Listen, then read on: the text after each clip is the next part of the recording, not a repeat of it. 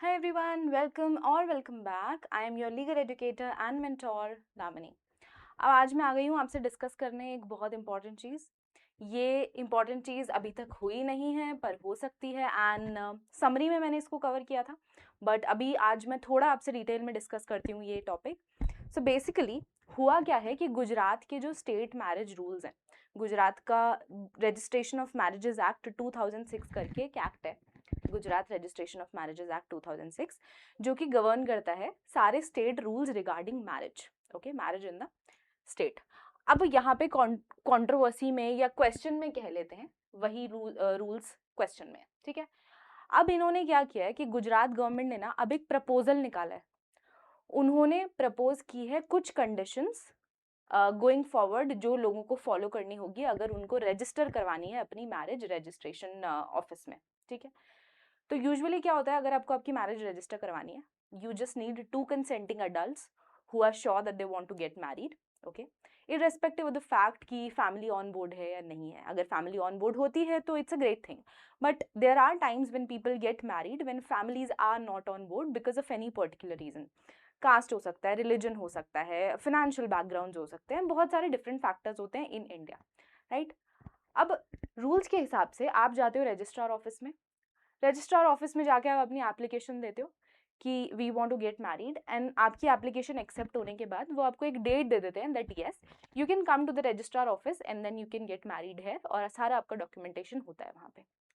अब ये जो प्रोसेस है, इस प्रोसेस में कुछ मैंडेटरी चीजें डाल दी गई है by the Gujarat government.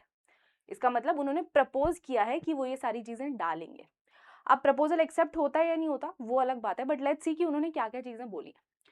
First thing उन्होंने बोला है that there has to be mandatory declaration. इसका मतलब मैंडेटरी डिक्लेरेशन किस चीज का, कि आपके पेरेंट्स को इस बात की जानकारी है या नहीं है कि you are getting married, okay, you are getting your marriage registered, इस बात की इंफॉर्मेशन उन्हें है या नहीं है, ठीक है। तो आपको एक मैंडेटरी डिक्लेरेशन फाइल करना होगा जिसमें ये लिखा होगा that yes our parents have given the consent for this marriage and we have informed them, ठीक है। अगर आपके पेरेंट्स को इन्फॉर्मेशन नहीं है या आपके पेरेंट्स का कंसेंट नहीं है, उन्हें नहीं पता है आप मैरिज कर रहे हो, या उन्होंने कंसेंट ही नहीं दिया, उन्हें पता है आप कर रहे हो पर उन्होंने कंसेंट नहीं दिया, तो क्या करेगा ये जो रजिस्ट्रार ऑफिस है ना, रजिस्ट्रार ऑफिस जहाँ पे सारा प्रोसेस होता है, यहाँ से जाएगा एक ऑफिशियल पेरेंटल नोटिफिकेशन।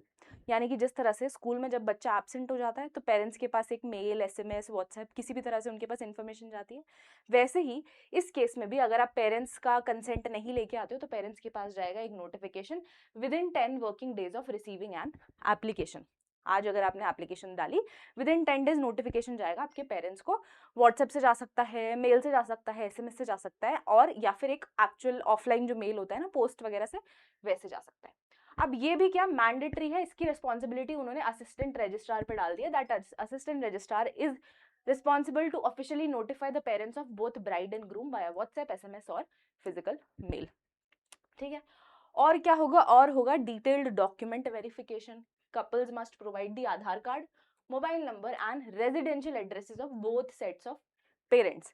यानी कि वेरिफिकेशन होगा कि क्या आपके एक्चुअल पेरेंट्स हैं या नहीं हैं। आप हम मूवीज में देखते हैं ना, बॉलीवुड मूवीज में कितनी बार होता है कि किसी को भी पेरेंट बना के ले आ सकते हैं, है ना, वो चीज नहीं होती। तो यहाँ पे सारा डॉक्यूमेंट वेरिफिकेशन होगा, कपल का वेरिफिकेशन होगा, उनके पेरेंट्स का, दोनों सेट का, उनका वेरिफिकेशन होगा, ठीक है। और अदर रिक्वायरमेंट्स क्या क्या है, वेडिंग इनविटेशन कार्ड, वो भी आपको लगाना पड़ेगा, photographs of the wedding ceremony, details and photos of 2 witnesses. तो basically everything which proves that you and your family are on board for this marriage and then you can register your marriage. ये इन्होंने अभी तक propose किया है। अब इस proposal के बाद इन्होंने 30 डे का वेटिंग पीरियड के बारे में बात करी है। अब एक मैंडेटरी 30 डेज का गैप होगा between the application and the issuance of marriage certificate, ठीक है। आपने एप्लीकेशन किया, लेट्स से आपने आज अप्लाई किया, और आपका जो इशू होना मैरिज सर्टिफिकेट, उसके बीच में एक 30 डे का गैप डेफिनेटली होगा, ठीक है। उसमें कोई इफ्स एंड बट्स नहीं है, वो भी एक मैंडेट प्रोविजन है। और उसका रीजन क्या है, उसका रीजन ये है कि भाई वेरिफिकेशंस हो सके, जिस भी तरह के वेरिफिकेशंस करने हैं, ठीक है। और जितनी भी ये जो डॉक्यूमेंट्स हैं, जो डिटेल्स हैं, ये सब एक सेंट्रलाइज्ड गवर्नमेंट पोर्टल पे अपलोड होगा, है ना। सारा वेरिफिकेशन होगा और वो सब गवर्नमेंट के पोर्टल पे अपलोड होगा, सब ऑनलाइन तरीके से, ठीक है। उसके बाद दूसरी बात ये आ जाती है कि भाई इनके रीजंस क्या है। What are the potential reasons जिसकी वजह से लोग इसको सपोर्ट कर रहे हैं या फिर गुजरात स्टेट गवर्नमेंट ने इस चीज़ को लाने की सोची, ठीक है।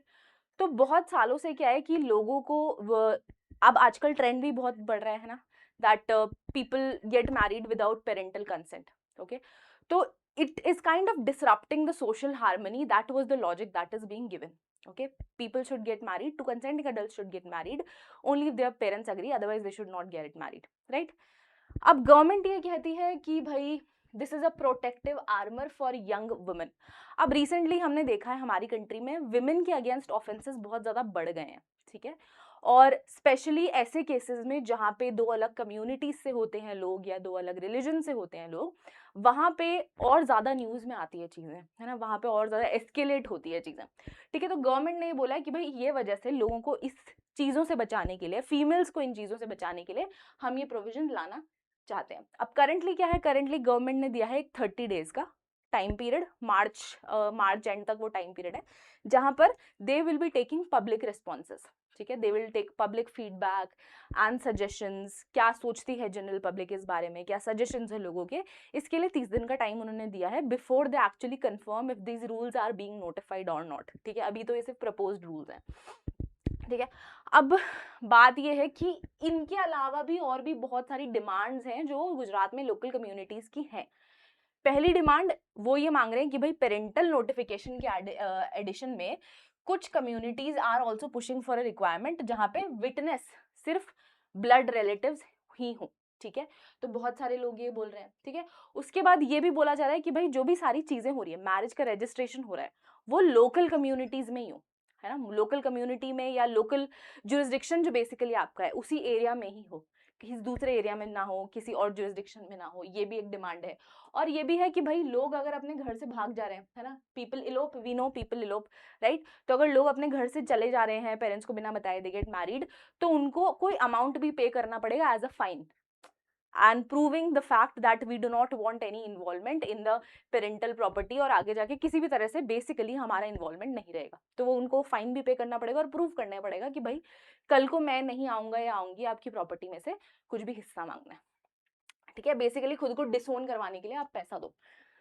नाउ इसके कुछ लीगल एंड कॉन्स्टिट्यूशनल कंसर्न्स है। पहली बात तो क्लियरली वायलेटिव है आर्टिकल 21 के, क्योंकि mandating parent involvement for two consenting adults, जिनके लिए कॉन्स्टिट्यूशन राइट उन्हें ग्रांट करता है। आर्टिकल 21 में बहुत बार ये बोला गया है दैट सुप्रीम कोर्ट ने भी बहुत बार इंटरप्रेट किया है that people have a right to marry, people have a right to choose their own partner, ठीक है। बहुत बार सुप्रीम कोर्ट ने अपहोल्ड किया है। दूसरी डिबेट आती है प्रोसीजरल और सब्सटैंटिव चीजों की, ठीक है। तो स्टेट रेगुलेट कर सकती है कि भाई how a marriage has to be registered, क्या प्रोसेस होना चाहिए वो स्टेट बता सकता है, definitely state has that power. Legally उनके रजिस्ट्रेशन रूल्स पर भी बात कर सकती है, ठीक है। पर पेरेंटल कंसेंट जो है उसको आप ये एक पुश नहीं कर सकते, आप मैंडेट नहीं बना सकते, आप किसी को फोर्स नहीं कर सकते किसी का कंसेंट लेने के लिए या लाने के लिए, राइट। तो ये भी एक डिबेट है और ये भी एक कंसर्न है जो काफी सारी लोग बोल रहे हैं। अब यहाँ पे कुछ केसेस हैं जहाँ पे सुप्रीम कोर्ट ने टाइम एंड अगेन बोला है। लता सिंह, शफीन जहान का बहुत फेमस केस है जिसमें सुप्रीम कोर्ट ने बोला है कि हर कंसेंटिंग अडल्ट के पास राइट टू मैरी है। अगर दो लोग चाहते हैं they can get married to the person, every person has the choice of partner and it is beyond the control of the state, ठीक है। स्टेट इसमें कोई इंटरफेरेंस नहीं कर सकता। शक्ति वाहिनी के केस में खाप पंचायत के बारे में बात हुई थी। इलाहाबाद हाईकोर्ट ने अमानुत्तल्ला केस में 30 दिन का नोटिस डे रिक्वायरमेंट होता है जो कि स्पेशल मैरिज एक्ट में, उसके बारे में बात की थी। तो टाइम एंड अगेन हमारा सुप्रीम कोर्ट इन सब चीज़ों के बारे में बात कर चुका है, पर अब फिर से ये रूल्स प्रपोज हुए हैं गुजरात में। तो इसके दोनों साइड्स हैं, बहुत सारे लोग इसको सपोर्ट कर रहे हैं फॉर so many reasons, बहुत सारे लोग इसके अगेंस्ट हैं again for so many reasons. So every side has their own set of arguments, but let's see if these rules actually get enforced. But I think these rules may or may not get enforced because Supreme Court का involvement हो सकता है शायद आके जाके हो, so it's a very gray area right now. तो मुझे बताओ कमेंट बॉक्स में नीचे कि आप लोगों को क्या लगता है, और मैं मिलूंगी आप लोगों से एक और वीडियो में। Till then take care, bye bye.